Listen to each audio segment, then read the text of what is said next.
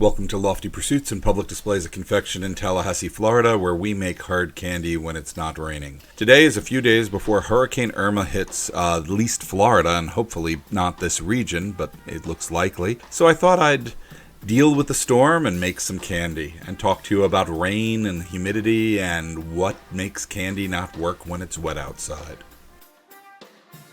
I'm also going to use a new piece of equipment, a batch roller. This one was made somewhere between 1895 and 1910 by my best estimates by a firm called Thomas Mills out of Philadelphia. And yes, we have a lot of equipment that was made in Philadelphia by Thomas Mills in that time period. To make this design, I used a slightly different technique than I normally do. I started by coloring all the sugar blue, and I flavored it with cotton candy because all the clouds make me think of cotton candy right now, and I don't make this flavor often. I colored it blue to represent the sea. In the aerial photos that we see of the storm all the time, it's always white against blue, and I made the blue transparent. Now for the white, I'm going to be using a chiaroscuro technique from light into darkness, and I'm adding white to the blue. I normally don't use white food coloring, but in this case, this is what white food coloring is for. Normally when I mix colors into the candy, the colors are actually a bit wispy from where the spoon goes. It's inconsistent going from light to dark, but I wanted the blue to be really even, and this is the only way I found to accomplish this effect. Mind you, I never really cover up all the blue. The white will be bluish, but against the stark blue background, the light blue white will look bright white to your eyes. Optical illusions are a wonderful thing, and I like to take advantage of them when I can.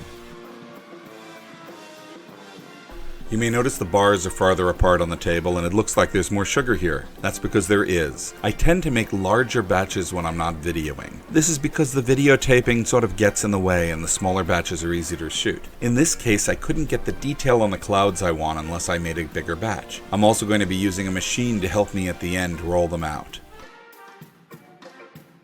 In the comments of many of my videos, I see people comment how large the scissors are. What they don't realize is I've been making smaller batches. These are the big scissors. And I'm using them to cut the colors apart. In this case, a whitish blue and a dark blue, and we're going to assemble it into a spiral cloud. While I'm editing this video, I'm about 36 hours from when the hurricane should reach my part of Florida. Tallahassee is very far north. We're located right in the bend of Florida, and we should be okay, I hope, but we'll see. This is where they're evacuating a lot of the refugees to, and, well, I hope we don't have to evacuate them or us again. Hurricanes are not a gradual thing. People have been asking me for the past couple of days, how are you doing? I have to answer, fine. The weather is beautiful, the sky's clear, the birds are chirping. Right now, it's a great day. In 36 hours, it's going to be very wet, extremely windy, and we'll probably have no power. That's one of the reasons I'm making this video now, while I can still use my computer. And the rain is the reason why I've been trying to cram so many batches into a day. You see, when it rains, it's hard to make candy. It might even be impossible on some days. And we could easily get a couple of consecutive days of rain, maybe even a week, and that'll shut down production, and I want to be as far ahead as possible. In Tallahassee, we know rain. We have a rainy season all summer long, and we have to work around it. But why does rain affect candy making? I'm putting about half the white candy on the hook, and I'm pulling it to make it even whiter. My goal here is to have multiple shades of white and make it a little wispy so the clouds look more real. Yes, I know it's light blue, just work with me. I'm going to start by making the eye of the cloud. I'm going to do this by just rolling a cylinder of blue candy and cooling it under the fan. The cooler it is, the more round it'll stay through the whole process. There is a risk if it gets too hard, it'll never pull out at the end when I do the final stretching.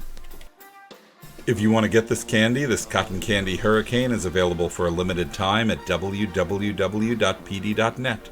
If you're ever in Tallahassee, please come and visit us. We'd love to see you.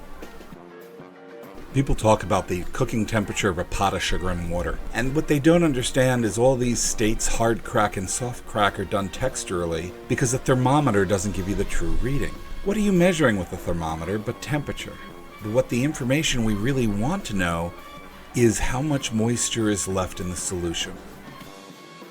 This is one of the reasons that Grandma can't make her divinity on a rainy day. She's counting on the temperature to tell her what the moisture content is. And on a rainy day, air pressure changes. If you think about it, the boiling point of water is not a fixed number. We talk about 100 degrees Celsius or 212 degrees Fahrenheit, but that's at sea level on a dry standard day. If the air pressure is higher, or you're at a higher altitude, say Denver, Colorado, the boiling point may be lower, and you won't have to take the candy as hot to get rid of all the water. So just a storm coming through with its high pressure and low pressure fronts moving can mess up the cook time of sugar. And this is why, even if you followed the directions to the letter, on the wrong air pressure or humidity day, and we'll get to humidity later, the candy just never hardens right. Or it burns in the pot, and you don't understand why because you just did it like this a month or two ago. A sugar and water solution causes more problems. One of them is humidity. You see, if there's that much moisture in the air, like there often is in Tallahassee, it's hard to get the water out of a pot of boiling water to evaporate. This means the cook time gets much, much longer sometimes, and you can't really control it. If the humidity changes during a cook cycle, and it does here in Florida sometimes, it can really mess you up. You see, sugar is a eutectic solution. In other words, it does a phase change as it cooks and changes temperature. We all know that water boils at 100 degrees Celsius or 212 degrees Fahrenheit, but sugar and water now have two elements in it. The sugar doesn't necessarily have the same upper limit of temperature as water does. Boiling water just won't be over that 100 degrees Celsius, 212 degrees Fahrenheit point. But the sugar can get hotter. The solution itself can't get hotter until it loses the water, which limits the percentage of temperature as water versus sugar. And with this comes a phase change. The phase change is at about 253 degrees Fahrenheit, and you can see this boiling sugar and water. As it boils, it slowly and quickly goes up to 253, and as it approaches 253, it starts slowing down. It just sits there at that point for a very long time. Then all of a sudden, it starts going faster and faster and faster through the 310 degrees that we want in Tallahassee. But if you miss it, it burns. And it seems to be accelerating its speed of temperature going up. This means it's extremely easy to burn that pot of sugar. And that temperature time, or the time that it takes to cook this, can be longer and shorter depending on ambient humidity. And of course, when it rains in Tallahassee, the humidity goes way up.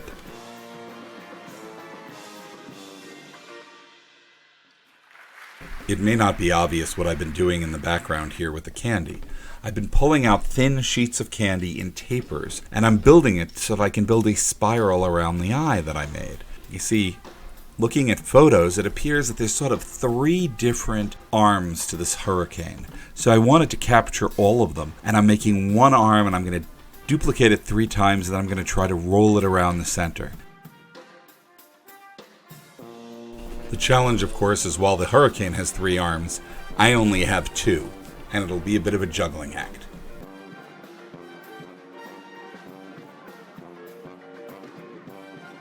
So why did I make this video on hurricane candy? I mean, besides the obvious, there is a hurricane on its way to Tallahassee. I made it because, well, I've read in my comments that you guys sometimes find my videos relaxing. Some of you post that you go to sleep with them, some of you post that it solves problems on a stressful day, and I can't tell you how proud that makes me feel that my videos help you in a way I never thought they could. But candy making relaxes me. And having a hurricane come to you and going to supermarkets and finding all the coolers sold, well, except for the ones with the Gator logos on it. This is FSU territory. And finding the water bottles gone and seeing my neighbors panic and are really concerned has been really stressing me out. Lofty Pursuits is about being calm and relaxing. People come to Lofty Pursuits to be happy, and that's what we've been staying open and doing. But, we had a bunch of refugees from South Florida in, and they thought it might be fun to make this candy, so I'm doing it and putting it online, because who knows, next week we may not be open. We may be closed for however long it takes to get power up, buildings fixed, whatever. It is a point of concern, but we'll be fine, folks, and we'll be back when this is all over.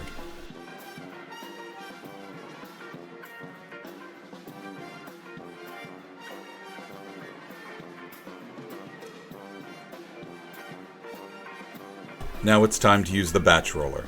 The job of the batch roller is to do exactly what I've done in other videos by rolling it on a heated table. Instead, I'm having a machine do it, and the machine itself is heated. This allows me to do a bigger batch without an assistant, or a bigger batch than I can do under any other circumstance because I'm just not strong enough. This equipment has a minimum amount of sugar it needs to have on it to even work. So we're not going to use it for all but the biggest batches, but for the biggest batches it works well. This is the 4th batch I've made on this machine, and I'm still learning how to use it. I have the burn marks to prove it. We need to draw the candy into a taper so we can pull it into rods. We can do this by pinching off a bit of the end, the scrap, and we save this scrap. We sell it in the store under the name Unicorn Droppings, and no, we don't sell it mail order. The rods of candy cool off quickly once I start getting it to the table, but if I don't roll them, at least for the first few minutes they're off the log, they're going to develop a flat side, and we'd like to keep the candy as round as possible to keep the image as round as possible. This machine is sort of working upside down from what I usually do. Usually the table is heated. In this case, the heating element is on top of the candy.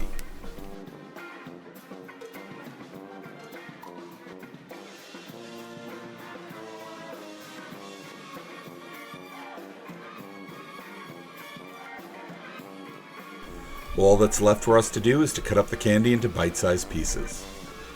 Thank you for watching our video, we do appreciate it. If you like this video, please check out our others here on YouTube. You can also subscribe to us here, we'd love that. We're trying to get 1 million viewers eventually. We'd also like to invite you to look at our Instagram feed, Facebook, and Twitter. We update regularly. And you can always get our candy at our website, which is www.pd.net. Check it out, we make a wide selection of candy. If you're ever in Tallahassee, please come and visit. We do demonstrations on a regular basis, but we don't have a fixed schedule.